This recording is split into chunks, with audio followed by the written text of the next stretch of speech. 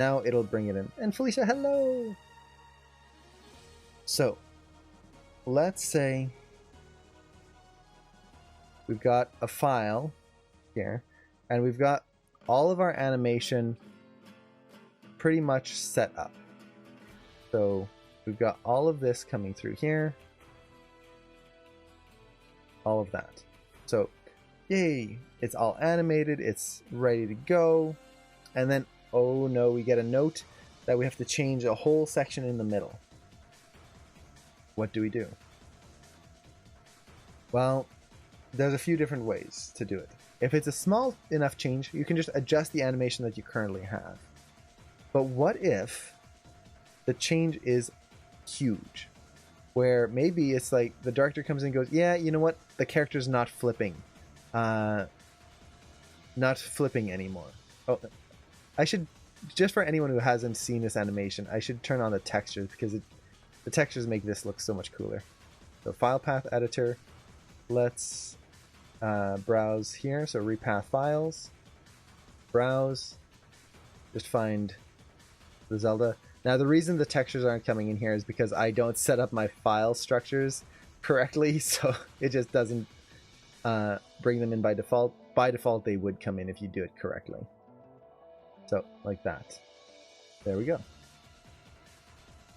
And let's actually go to our lighting and use flat lighting. There we go. And just because, let's cache that playback.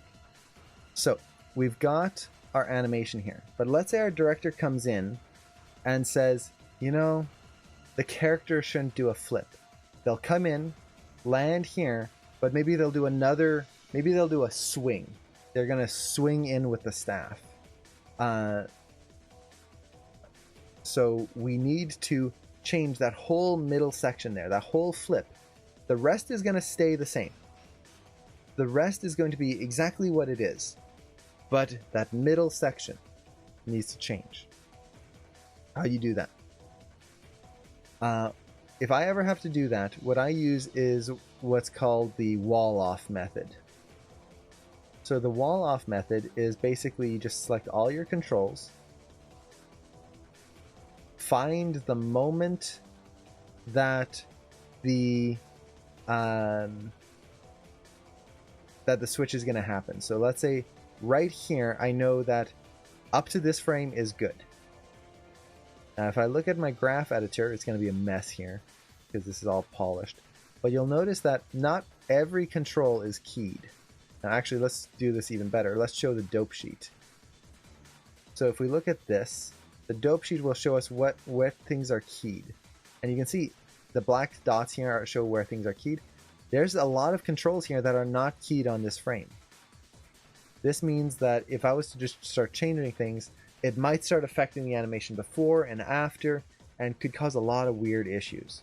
So I'll go to frame, in this case 32, the moment just before the change. I'll set a key on everything. Now everything has a key right there. Now we go forward, find the frame that everything goes back to normal. Let's say that's 72 here. Once again, you can see there's not even keys on a lot of this right there.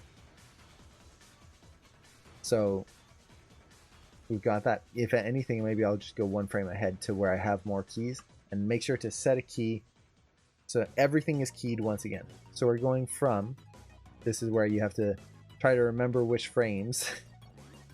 So we're going from 32 to 73. Now I'll just take all the animation in the middle and delete it. So now we get this. I just nuked it all out. And then from there, I just start the whole process again. Blocking, blocking plus, refining, polish. Just bring it back to nothing. And I might even go back to step mode for just that segment, where you're just reanimating it. And by doing it this way, what you can do is make sure that you're not influenced by elements of the old animation, make something new and correct for what the director wants the change to be. You know that your other animation won't be affected because you've walled it off, you've set the keys on both sides. and then from here you just make it work. And just make it work. But you just take your current animation that already exists and you blend into the new actions, but you make sure that you do it right from blocking. It might seem like a step backwards. It might seem like, oh my god, I have to do all that work again. You do. But in general, this will go way faster and get you back into place much quicker than if you're dealing with all of these keys. Like, look, if I undo this, I've got keys on every single frame, but not on every single control. This is going to be a nightmare of logistics of trying to figure out which control do I change, what's going to happen, and then things are going to be weird, and it's just going to be, it's going to be a nightmare. So instead, just get rid of it. And now I know that, okay, I've got a key here. Let's start breaking the things down. So maybe I want to break things down on 8s. So let's put another key here, just pose it out. Another key on 48, pose that out. Work really quickly, very roughly. Again, it's blocking now. Make sure that works. Make sure it flows. Make sure it feels good. And then once it does that, build it up. And you're going to have a much easier time. So that's the kind of overall tip there is don't be afraid of basically just blowing out a bunch of animation. It can suck a lot. But in general, you'll work faster. And yeah, so for anyone who just jumped in, Artstoff in the chat there is the one who made this rig. If anyone is interested, let me type this out again. Check out this rig. It's free, although I definitely recommend giving even $1 for it. It is well worth any price. That and the Link rig. These are some of my favorite rigs to work with, just for kind of animating and doing animation tests.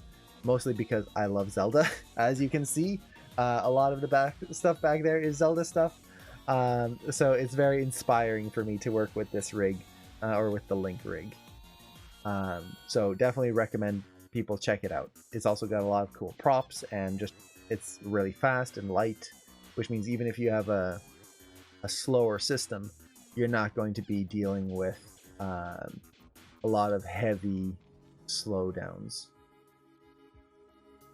I never really noticed that the other control is still spinning there. Kind of interesting. You can kind of see the spacing of it in a really cool way. Yeah, so hopefully that answers your question. I know it's not kind of the best answer in the sense of there's no simple solution for making animation merge from one to the other. But yeah, just don't be afraid of potentially just removing a section and rebuilding it. You'll often get better results and faster results, as much as it might not seem like it. Let's see. I'm trying to think what else. How do you train yourself to become completely emotionless when you get asked to make major changes in your animation? I always feel super reluctant to change anything when I first get feedback. I do it eventually. So this is the trick, is that you don't learn to become super emotionless.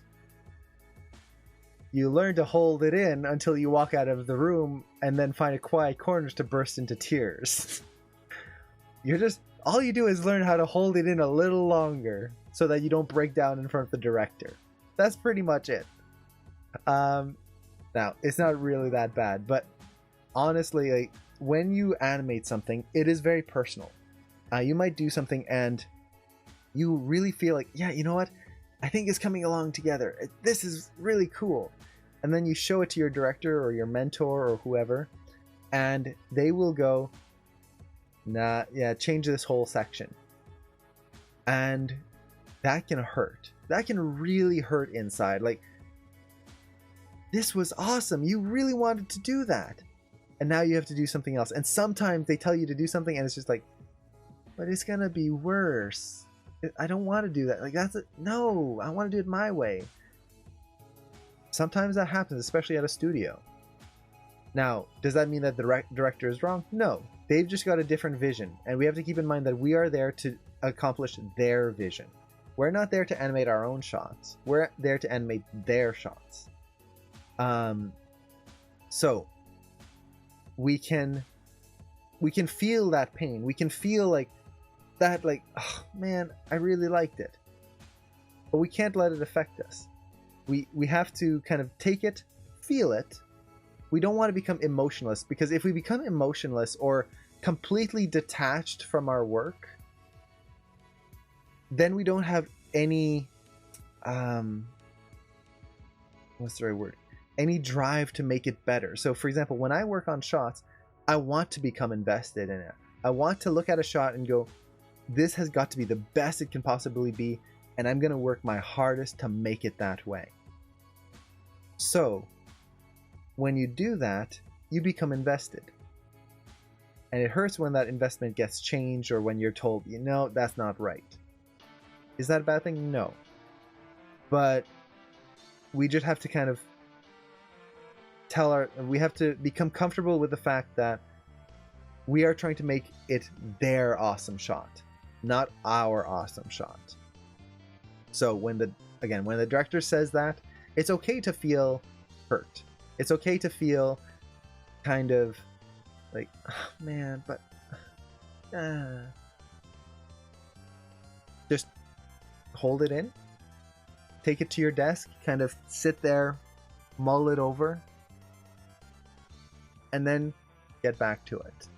And the more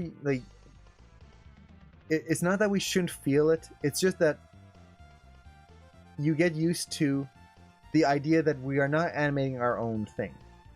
And that's really it. And is that bad? No. So I don't know if I have any real advice other than it just takes time, and you build a kind of a shell to protect you from it. And in the end, what you often find is that as long as you're working with really good directors, which most directors are pretty good, when they ask you to change something, you might not like it right away, but when you see it in the final film, you tend to go, oh, yeah, that was the right choice. Because as animators, we are looking at the one shot, and maybe a sequence of shots. The director is looking at the film as a whole. And the choice that we might be making in the shot to make the scene really cool might actually be hindering a shot later on that we don't even realize is happening. Maybe another animator later on did this really cool thing, and when we do it in our shot, we're either mimicking or like taking away the impact of what's going to happen later. So we have to be very conscious that they are making choices that we might not have all the information on. That's why they're the director.